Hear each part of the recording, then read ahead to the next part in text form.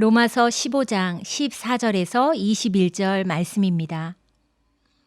내 형제들아, 너희가 스스로 선함이 가득하고 모든 지식이 차서 능히 서로 권하는 자임을 나도 확신하노라. 그러나 내가 너희로 다시 생각나게 하려고 하나님께서 내게 주신 은혜로 말미암아 더욱 담대히 대략 너희에게 썼노니, 이 은혜는 곧 나로 이방인을 위하여 그리스도 예수의 일꾼이 되어 하나님의 복음의 제사장 직분을 하게 하사 이방인을 제물로 드리는 것이 성령 안에서 거룩하게 되어 받으실 만하게 하려 하심이라. 그러므로 내가 그리스도 예수 안에서 하나님의 일에 대하여 자랑하는 것이 있거니와, 그리스도께서 이방인들을 순종하게 하기 위하여 나를 통하여 역사하신 것 외에는 내가 감히 말하지 아니하노라. 그 일은 말과 행위로 표적과 기사의 능력으로 성령의 능력으로 이루어졌으며, 그리하여 내가 예루살렘으로부터 두루 행하여 일루니곤까지 그리스도의 복음을 편만하게 전하였노라. 또 내가 그리스도의 이름을 부르는 곳에는 복음을 전하지 않기를 힘썼노니, 이는 남의 터 위에 건축하지 아니하려 함이라. 기록된 바 주의 소식을 받지 못한 자들이 볼 것이요 듣지 못한 자들이 깨달으리라 함과 같으니라. 아멘. 하나님께서 새로운 한날을 우리에게 주셨습니다. 하나님의 자비와 사랑이 흩어져 있는 주님의 교회 모든 가족들의 삶과 가정과 일터 가운데 함께 하시기를 기도합니다. 먼저 보네포 목사가 1931년 10월 4일 베를린에서 했던 설교의 내용을 읽어드리면서 오늘의 나눔을 시작하려고 합니다.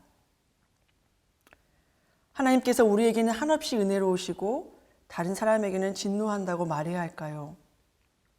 아니면 하나님께서 우리에게 먹을 것을 주시는 것이 우리를 특별 대우하시는 증거라고 말해야 할까요? 하나님께서 당신의 은총으로 우리가 이런 방식으로 생각하고 하나님께 감사드리려는 유혹에 빠지지 않도록 온전히 지켜주시기를 기도합니다. 그분의 인자하심에 대해 우리가 올바른 태도를 갖도록 이끌어 주시기를 기도합니다. 우리가 그런 식으로 생각하고 행동할 때 하나님의 인자하심이라는 귀한 선물은 오히려 우리에게 저주가 된다는 사실을 깨달아야 합니다. 헤아릴 수 없이 큰 하나님의 은총과 이웃의 곤궁을 직시하며 온전히 겸허해지고 하나님의 인자하심이 우리에게 부여한 엄청난 책임을 깨달을 수 있기를 바랍니다. 자기 자신만 바라보지 마십시오. 누구도 하나님께서 돈과 재물로 자신을 축복하셨다고 말하면서 이 세상에 자신과 선하신 하나님만 존재하는 듯 그런 자세로 살아서는 안 됩니다. 그렇게 산다면 그는 행복이라는 우상과 자신의 이기심에게 경배를 올리고 있는 셈입니다. 보네포 목사님의 설교 중에 일부였습니다. 우리는 자주 타인과 비교하여 내가 조금 더 나은 상황에 있거나 조금 더 많은 소유를 얻거나 나의 자녀가 타인의 자녀보다 조금 더 나은 조건을 갖게 될 때 하나님께서 이 은혜를 내게 주셨다라고 말합니다. 보네포 목사님은 하나님의 은혜와 은총에 대한 우리의 생각과 태도가 잘못되었다는 것을 일깨워줌과 동시에 겸손과 사랑으로 이웃의 곤궁과 세상의 아픔에 동참하고 돌아봐야 하는 엄청난 책임이 우리에게 있다는 것을 깨닫게 해주십니다. 코로나19로 인해 어려움에 처한 많은 사람들이 우리 곁에 있습니다. 가족을 잃은 사람들, 의료와 보건 사각지대에 놓인 사람들, 특별히 마스크도 사기 힘든 수많은 불법 체류 노동자들, 경제 사정이 어려워진 일용직, 비정규직 근로자, 자영업자, 소상공인 등 삶과 일터가 무너져버린 사람들이 많이 있습니다.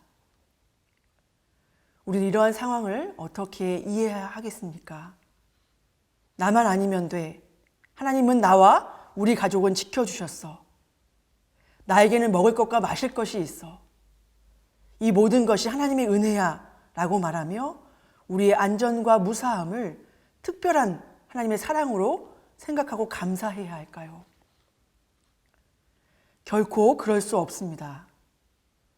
우리 가진 모든 것, 우리가 누리는 모든 것이 하나님의 은총이며 선물임을 기억함과 동시에 이웃의 어려움을 직시하며 겸손과 사랑으로 하나님께서 우리에게 부여한 엄청난 책임을 깨달을 수 있어야 합니다. 우리 자신만 바라보아서는 안 됩니다. 코로나19로 인해 전 세계가 몸살을 앓고 있는 이때에 나만의 행복, 이기적인 욕심에서 벗어나 우리의 시선을 돌려 어려움에 처한 이웃을 위로하고 격려하며 도와주고 사랑하는 우리가 되었으면 좋겠습니다. 오늘 본문의 내용을 살펴보겠습니다. 바울은 로마 교회 이방인과 유대인 그리스도인들의 일치와 조화에 대한 권고를 마친 후에 그들의 선함과 지식, 믿음의 삶에 대하여 자신이 가지고 있는 지속적이고 확고한 확신을 언급하고 있습니다. 본문 14절 말씀입니다. 내 형제들아, 너희가 스스로 선함이 가득하고 모든 지식이 차서 능히 서로 권하는 자임을 나도 확신하노라. 그리고 이어지는 15절에서 바울은 로마 교회의 그리스도인들을 칭찬함과 동시에 바울이 그들에게 전한 몇 가지 권면은 이미 그들이 듣고 알고 있던 것으로 기억을 새롭게 하기 위한 것이라고 밝힙니다.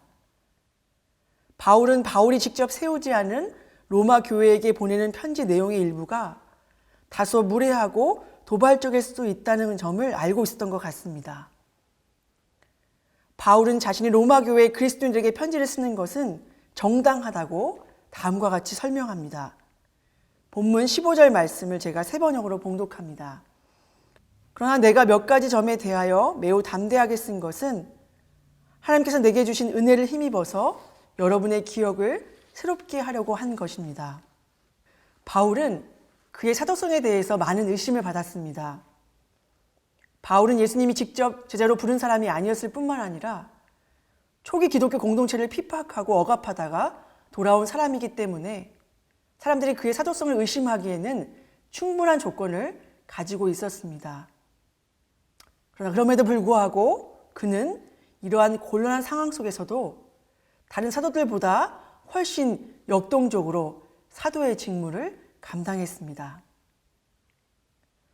바울은 사람들의 인정이나 외형적인 직책이 아니라 하나님께서 내게 주신 은혜를 힘입어서 사도의 직을 감당하고 있다고 고백합니다. 바울은 자신의 사명을 이렇게 설명합니다. 본문 16절 말씀을 세 번역으로 봉독합니다. 하나님께서 이 은혜를 내게 주신 것은 나로 하여금 이방 사람에게 보내심을 받은 그리스도 예수의 일꾼이 되게 하여 하나님의 복음을 전하는 제사장의 직무를 수행하게 하려는 것입니다. 그리하여 이방 사람들로 하여금 성령으로 거룩하게 되게 하여 하나님께서 기쁨으로 받으실 제물이 되게 하시려는 것입니다. 이 16절의 말씀 속에서 하나님이 바울에게 주신 은혜, 바울이 하나님의 은혜로 고백하고 있는 세 가지를 함께 살펴보고자 합니다. 첫 번째로 바울은 하나님의 은혜로 자신이 이방인을 위한 그리스도 예수의 일꾼으로 부름받았다고 고백합니다. 사도행전의 보도를 보면 베드로를 비롯한 몇몇 사도들은 이방인들과의 접촉을 꺼림칙하게 여겼을 뿐만 아니라 하나님께서 이방인들에게도 복음을 허락하셨다는 사실을 받아들이기까지 꽤 많은 시간이 지나야만 했습니다. 이방인을 향한 바울의 복음 전파 사역은 우리가 잘 아는 것처럼 고난과 고통의 연속이었고 정말로 쉽지 않은 여정이었습니다. 그런데 바울은 이 일이 하나님의 은혜라고 고백합니다. 둘째로 바울은 하나님께서 자신을 통해 이방인으로 하여금 성령으로 거룩하게 하시는 은혜를 주셨다고 고백합니다. 당시 유대인 사도들과 지도자들은 이런 바울의 생각과 입장을 못마땅하게 여겼습니다. 유대인들이 가졌던 이방인에 대한 생각과 바울의 생각이 충돌했습니다. 유대인 중에는 예수 그리스도의 십자가와 부활이 사람들의 삶을 어떻게 자유롭게 하는지, 회복시키는지 관심을 갖지 않고 복음을 자신의 특권과 소유물로 생각한 사람들이 많이 있었습니다. 그들은 지옥불의 불쏘시개로 쓰기 위해 창조된 이방인들과 성령을 연결시킨다는 것을 도저히 받아들일 수가 없었습니다. 그러나 바울을 통해 성령은 이스라엘 나라와 유대인의 경계를 뛰어넘어 이방인과 온 세상의 생명의 영이심이 증명되었고 선포되었습니다. 셋째로 바울은 하나님께서 자신에게 하나님의 복음을 전하는 제사장의 직무를 수행할 수 있는 은혜를 주셨다고 고백합니다. 복음이란 단어 안에는 이미 이스라엘과 이방인, 남자와 여자, 주인과 종, 모든 경계선이 무너질 수밖에 없는 의미가 담겨져 있습니다.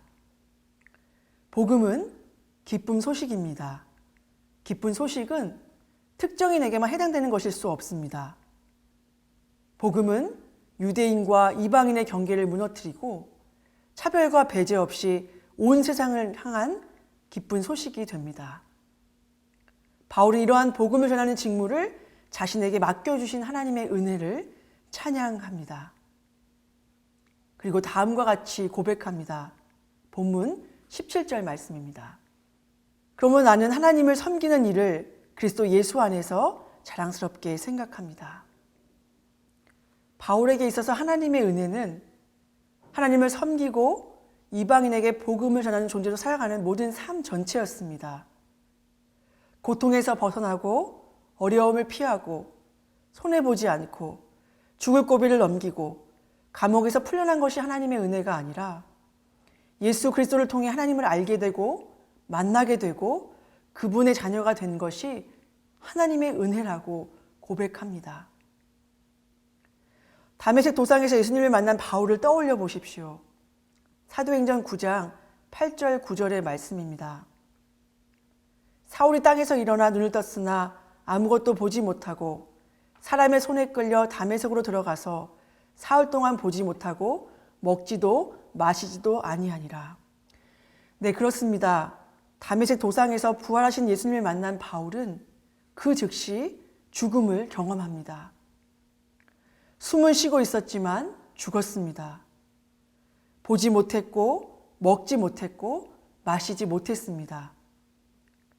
죽은 사람의 특징을 모두 가지고 있었습니다. 그리고 사흘 후 하나님께서 보내신 아나니아를 통해 다시 보게 되었고 먹게 되었고 마시게 되었습니다. 사흘 만에 다시 살아난 것입니다. 사도행전 9장 18절 말씀입니다. 즉시 사울의 눈에서 비늘 같은 것이 벗어져 다시 보게 된지라 일어나 세례를 받고 죽었다 살아난 바울, 눈에서 비늘 같은 것이 벗어진 바울은 이제 전혀 다른 삶의 목적과 이유를 갖게 되었습니다. 평생 그를 죽음에서 생명으로 옮기신 하나님을 온 세상에 전하고 나누는 삶을 살아갔습니다. 사랑하는 교우 여러분, 우리가 받은 하나님의 은혜는 무엇입니까? 하나님께서 우리에게 주신 은혜는 무엇입니까? 건강입니까? 소유와 물질입니까? 직분입니까? 오늘 말씀 앞에서 하나님의 은혜를 새롭게 정의 내리고 새롭게 알아차리고 새롭게 발견하는 우리 모두가 되기를 간절히 소망합니다. 이제 바울은 끝단락에서 아주 중요한 부분을 이야기합니다. 본문 20절의 말씀입니다. 또 내가 그리스도의 이름을 부르는 곳에는 복음을 전하지 않기로 힘썼노니 이는 남의 터 위에 건축하지 아니하려 함이라. 바울은 선교 대상을 놓고 다른 사람과 경쟁하지 않겠다고 다짐합니다. 바울은 고린도전서 3장 9절에서 동일한 이야기를 전합니다. 우리는 하나님의 동역자들이요 너희는 하나님의 밭이요 하나님의 집이니라. 우리가 살고 있는 시대는 무한 경쟁의 시대입니다. 무능한 사람으로 취급받지 않으려고 자신을 더욱 닥달하며 남을 짓밟고 이겨야 내가 살아갈 수 있다고 생각하는 시대입니다. 이러한 경쟁적 심리와 방식이 우리의 삶과 우리의 공동체 안에도 깊게 뿌리박혀 있습니다. 하나님의 복음을 전하면서 지나친 경쟁은 있을 수 없습니다. 누가 전하든 예수 그리스도의 복음이 전해지기만 하면 되는 것이기 때문입니다. 사랑하는 교우 여러분, 우리는 어떻게 무한 경쟁의 시대 속에서 참된 그리스도인으로서의 삶을 살아갈 수 있을까요? 유일한 길이 여기 있습니다. 하나님의 은혜로 살아가는 삶이 곧 경쟁하지 않는 삶이며 하나님의 은혜로 살아가는 사람만이 경쟁하지 않는 삶을 살아갈 수 있습니다. 오직 복음과 하나님의 은혜만이 우리에게 자기 욕망으로부터 자유로워지도록 하는 능력이 되며 하나님 한 분만으로 만족하는 삶으로 우리를 인도합니다. 이 사실을 잊지 않고 오늘도 하나님의 은혜에 감사하며 기뻐하는 우리 모두가 되었으면 좋겠습니다. 함께 기도하겠습니다. 하나님 아버지, 일이 뜻대로 풀리지 않을 때 우리는 어디로부터 일이 잘못되었는가를 생각합니다. 무언가 일이 잘 되고 승승장구하면 하나님의 은혜라고 고백하고 찬양하지만 반대로 그렇지 않을 때는 기가 죽고 마음이 어려워집니다. 하나님, 우리도 바울처럼 고통에서 벗어나고 어려움을 피하고 손해보지 않고 죽을 고비를 넘기고 감옥에서 풀려난 것이 하나님의 은혜가 아니라 예수 그리스도를 통해 하나님을 알게 되고 만나게 되고 그분의 자녀가 된 것이 은혜라고 고백하며 복음을 전하고 나누며 하나님과 이웃을 사랑하는 삶을 살아가도록 인도하여 주옵소서. 예수님의 이름으로 기도드립니다. 아멘.